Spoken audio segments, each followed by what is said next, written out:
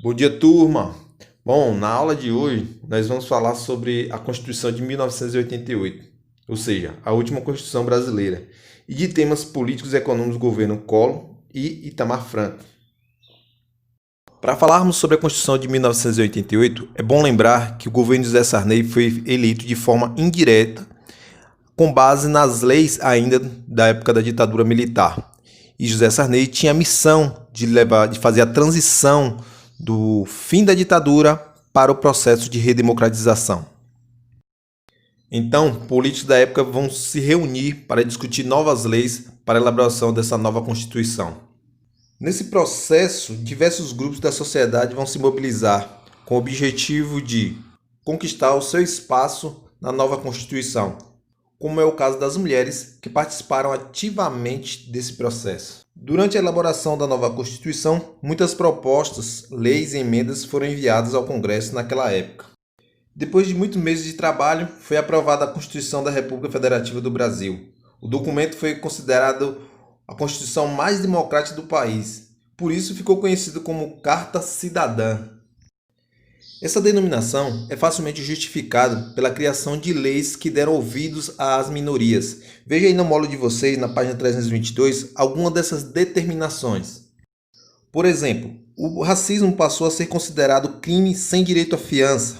Os povos indígenas tiveram alguns direitos reconhecidos, principalmente em relação à manutenção da sua cultura e à garantia da posse das suas terras.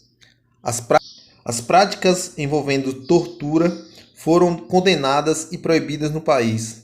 Foram assegurados os direitos à liberdade de expressão, desde que mantida as condições pacíficas de convivência.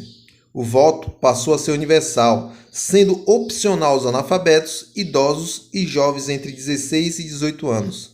A jornada de trabalho foi estipulada em no máximo 44 horas semanais, com o direito à greve e assegurado.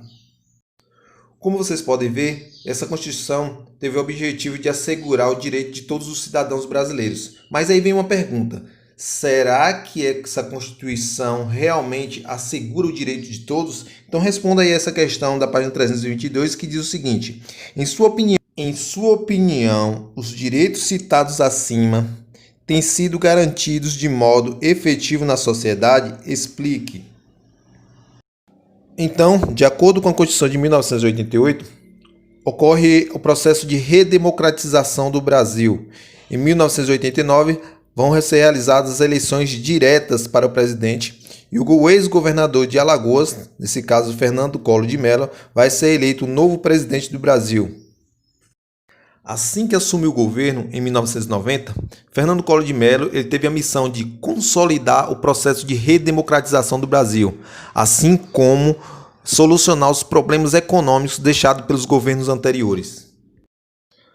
Para resolver os problemas na economia do país, o governo Fernando Collor de Mello vai lançar o Plano Brasil Novo, que também ficou conhecido como Plano Collor. Esse plano tinha como proposta o congelamento dos preços dos produtos, o congelamento do salário do trabalhador, o incentivo à entrada de produtos importados, o combate à inflação e o confisco dos dinheiros das poupanças e contas de milhares de brasileiros. Isso vai evitar que o brasileiro possa estar consumindo muito, fazendo com que a inflação se mantenha em alta. O problema é que isso vai gerar outras consequências, como a diminuição drástica de consumo e, consequentemente, o aumento do desemprego. Nas questões políticas, Fernando Collor vai ser acusado de estar envolvido num esquema de corrupção que era chefiado pelo seu ex-tesoureiro de campanha, de nome Paulo César Farias. Interessante que essas acusações vão ser feitas pelo irmão de Fernando Collor, Pedro Collor, e isso vai cair na mídia como uma bomba e a população brasileira vai às ruas, no movimento Caras Pintadas, os jovens vão às ruas, pintam as caras, pediram o impeachment de Fernando Collor de Mello.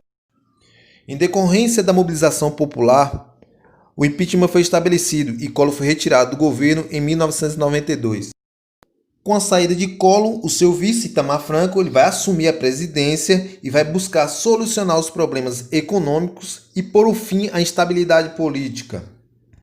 Após o fracasso de alguns ministros do governo Itamar Franco, em 1994, ele convidou o Fernando Henrique Cardoso para se tornar o ministro da Fazenda e encomendou a ele um novo plano econômico. Então foi durante o ministério de Fernando Henrique Cardoso foi criado o Plano Real. O Plano Real conseguiu ter muito sucesso, conseguiu estabilizar a economia e pôs fim a uma crise econômica que já se perpetuava há muitos anos no país.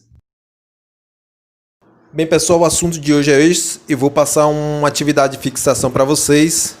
Vocês me respondem e me enviem. Essas atividades valerão notas e irão conferir a presença de vocês na aula de hoje. Então, tenham todos um bom dia. Qualquer dúvida, me perguntem no WhatsApp.